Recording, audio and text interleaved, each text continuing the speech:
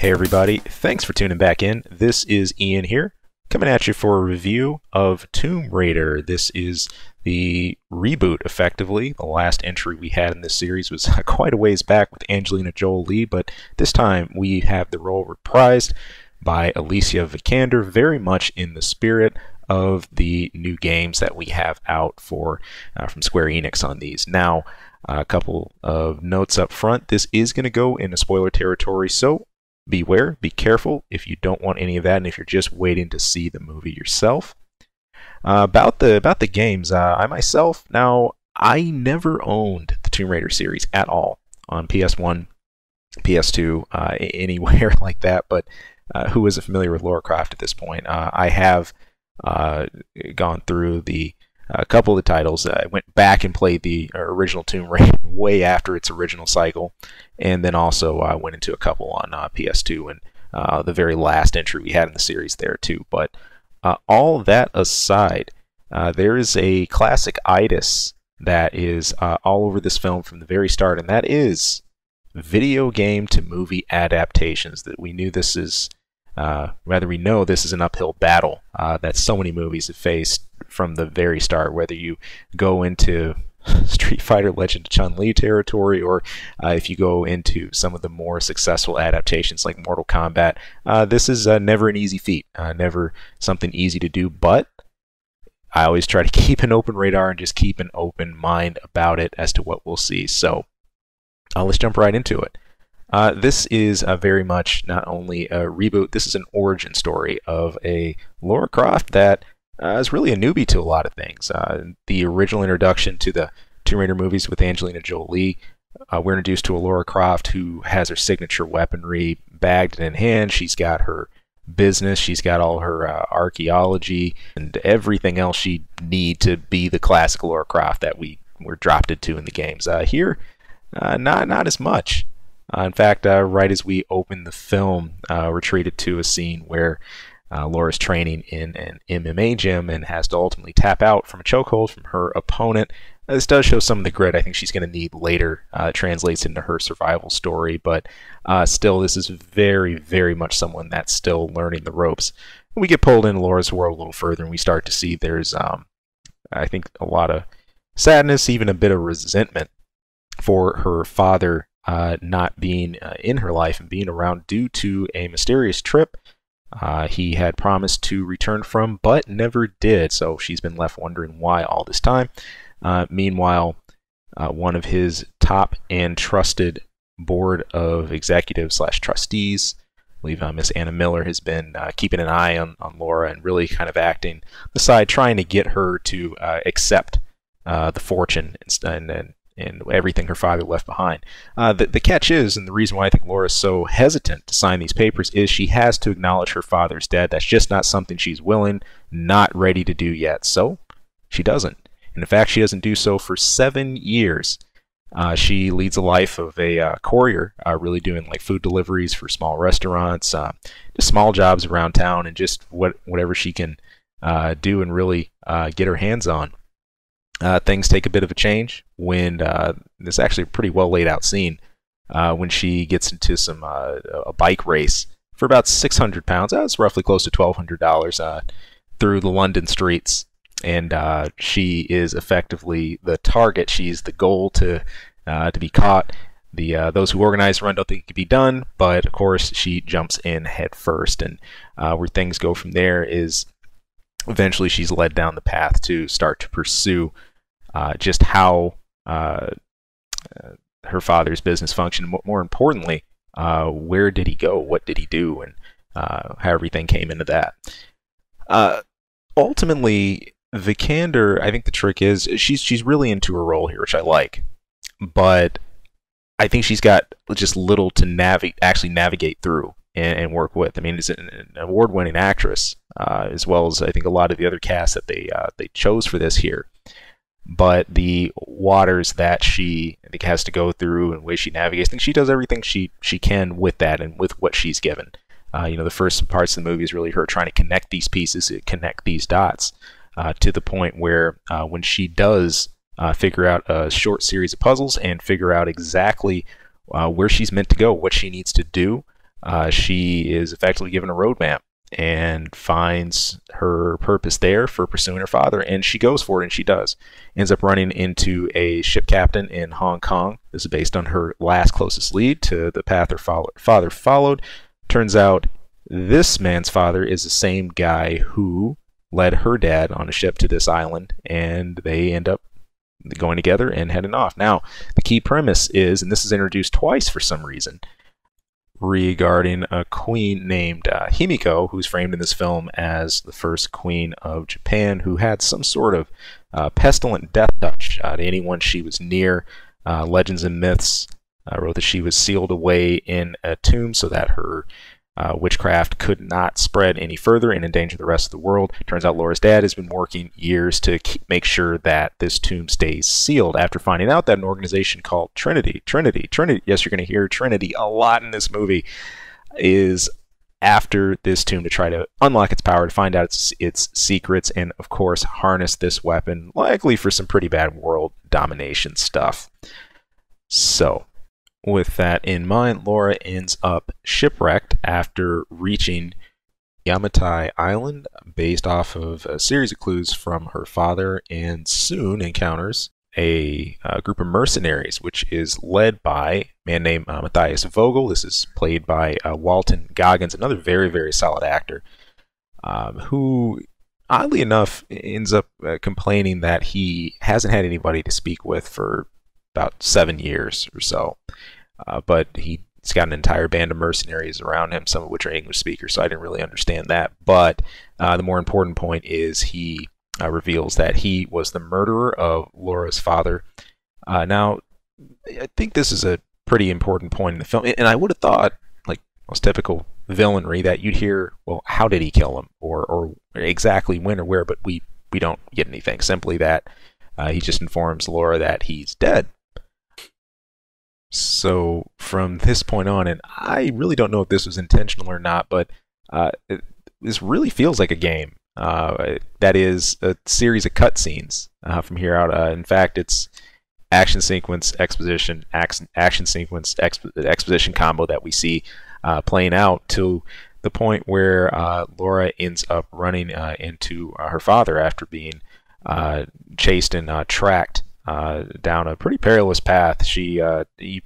This was actually given away in a lot of the trailers. If you've seen anything for this movie, the waterfall she nearly goes over with the rusted plane teetering right in the edge, the parachute with all the holes in it that she ends up crashing through the forest. And lucky she didn't break anything in any of this, but in any case, she does end up finding him.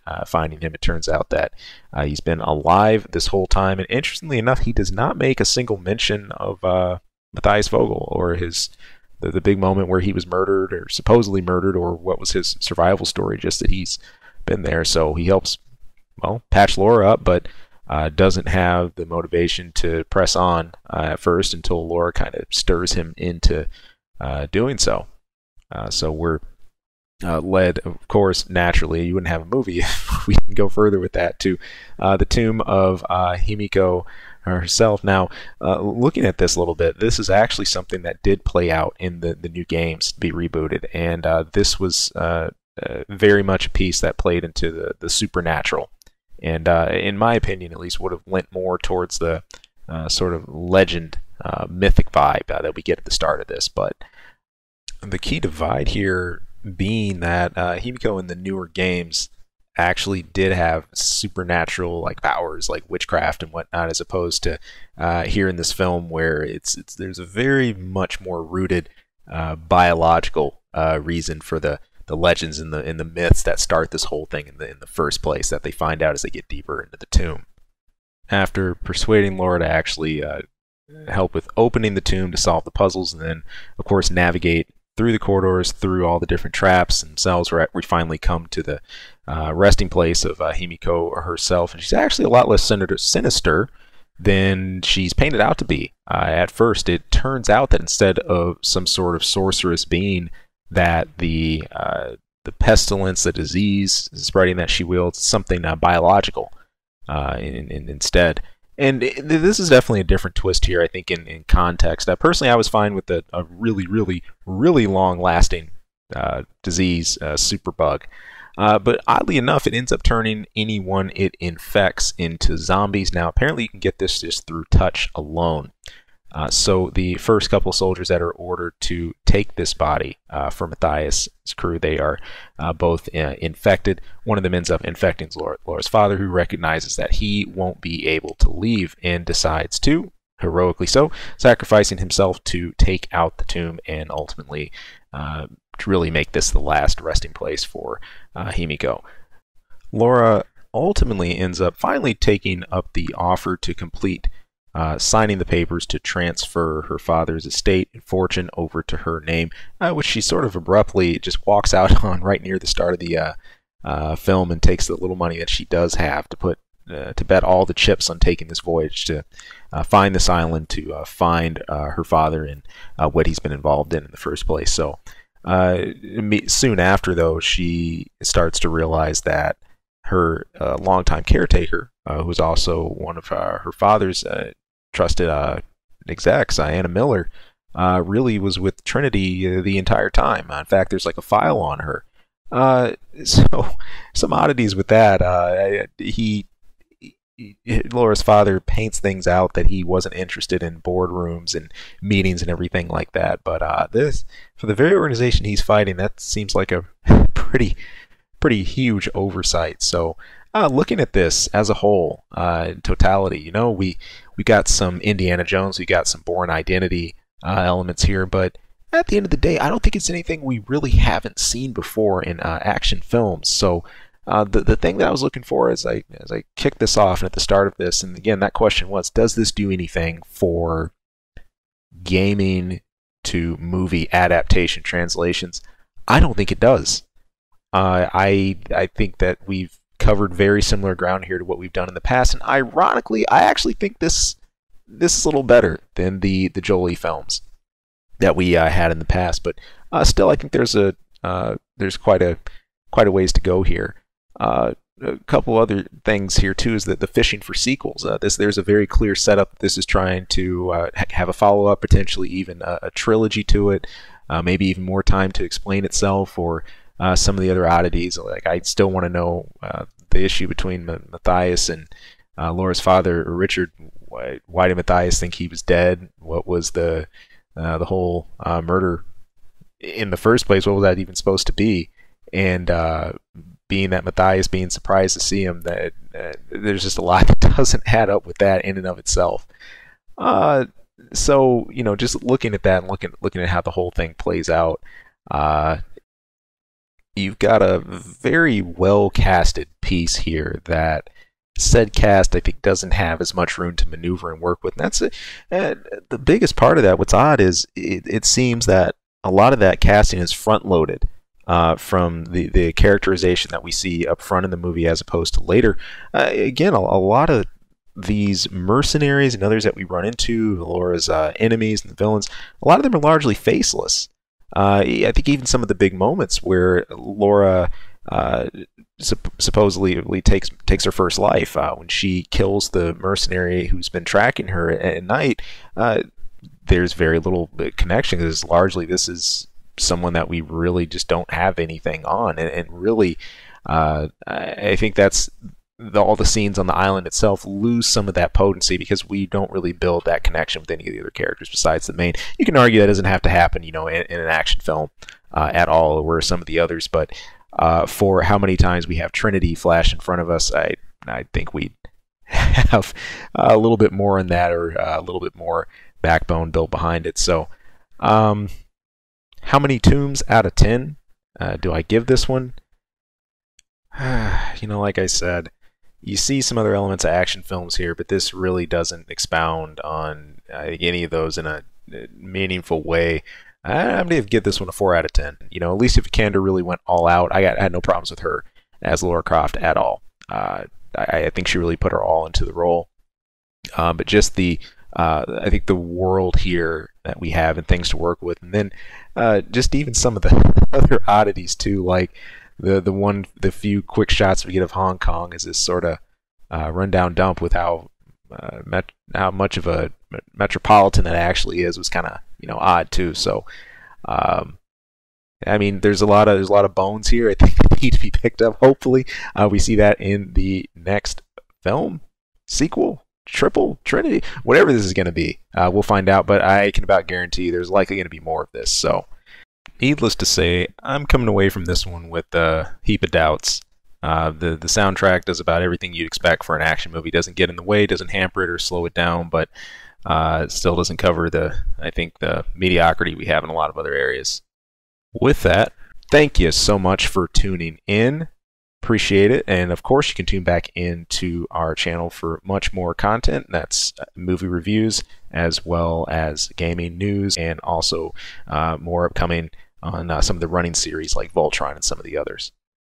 Thanks so much. Take it easy.